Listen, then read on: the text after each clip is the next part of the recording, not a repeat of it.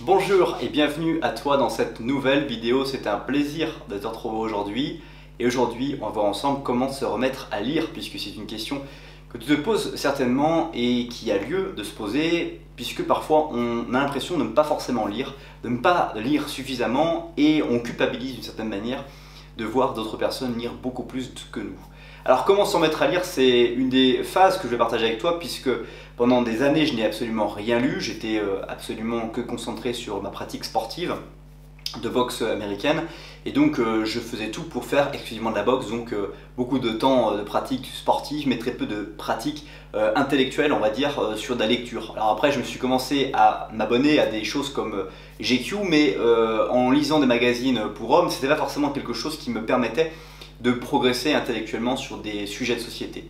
Et donc tout naturellement, c'est au cours de 2013-2014 que j'ai commencé à me mettre à lire énormément d'ouvrages et que j'ai commencé à avoir une bibliothèque qui se remplissait de plus en plus. Alors comment se remettre bien à lire? La première chose que je voudrais partager aujourd'hui dans cette vidéo, c'est cette idée d'investissement.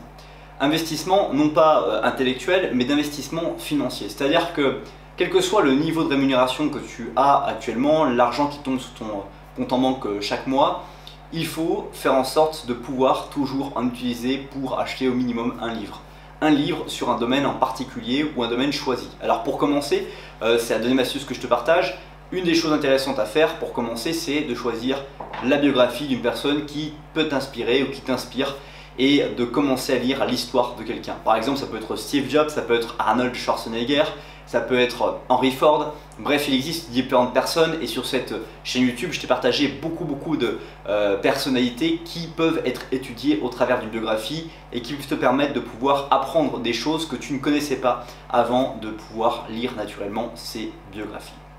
Troisième aspect intéressant pour se remettre à lire, c'est de remettre un petit peu dans le quotidien de la lecture. Et pour cela, rien ne vaut que de l'intégrer dans sa routine matinale. Alors si tu n'as pas de routine matinale, sur la chaîne YouTube on en a parlé de beaucoup, je t'invite à regarder d'autres vidéos, mais l'idée dans ces principes c'est que chaque matin tu vas t'accorder 5, 10, 15 minutes pour lire le livre que tu as choisi. Et encore une fois, le choix du livre que tu vas choisir va avoir une importance fondamentale, parce que si tu choisis un livre qui ne te plaît pas, qui ne t'intéresse pas, alors naturellement tu vas avoir du mal à chaque jour recommencer à lire ce livre. Alors si tu commences à choisir un livre au contraire que tu apprécies, les choses vont être beaucoup plus simples, parce que chaque jour quand tu vas prendre ton livre, tu vas avoir envie de lire 5 minutes, 10 minutes, 15 minutes, et voire même si tu veux aller beaucoup plus loin, commencer à lire 5 pages, 10 pages, 15 pages, peut-être même jusqu'à lire 50 pages par jour, et tout ça va permettre de pouvoir te remettre à recommencer à lire. Quatrième astuce, c'est de le faire tous les jours,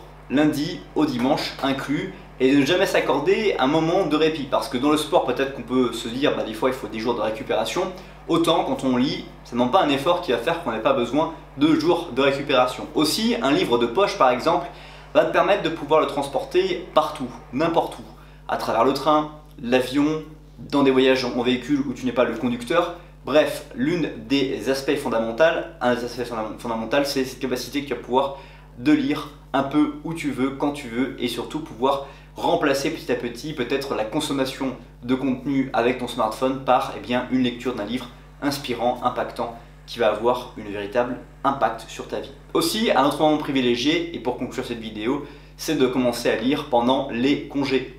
Alors évidemment, c'est pas forcément très sexy si on va sur la plage et sur un transat, mais commencer à lire pendant les congés, ça va permettre de pouvoir lire des livres, prendre plus de temps pour recommencer à lire et peut-être même joindre les deux bouts quand tu vas recommencer ta routine de vie naturelle dans laquelle tu vas aller au travail et tu vas avoir les mêmes routines, des horaires un petit peu du matin et du soir, et de pouvoir à ton tour commencer à impliquer cette fameuse routine du matin voire du soir. Mais le soir en général, si on est vraiment épuisé, si on a vraiment bien fait le job de travailler intensément vers ses objectifs et dans les projets dans lesquels on est, le soir on a très peu d'énergie. Donc le matin c'est vraiment le moment où on peut se servir en premier et utiliser l'énergie qui est disponible pour nous pour pouvoir impacter favorablement sa journée. C'est déjà la fin de cette vidéo, merci beaucoup pour le temps que tu as consacré à cette vidéo. Si elle t'a plu, n'hésite pas à me le faire savoir. En attendant, je te souhaite de passer une très bonne suite de journée et je te dis à bientôt pour une prochaine vidéo. Bye bye.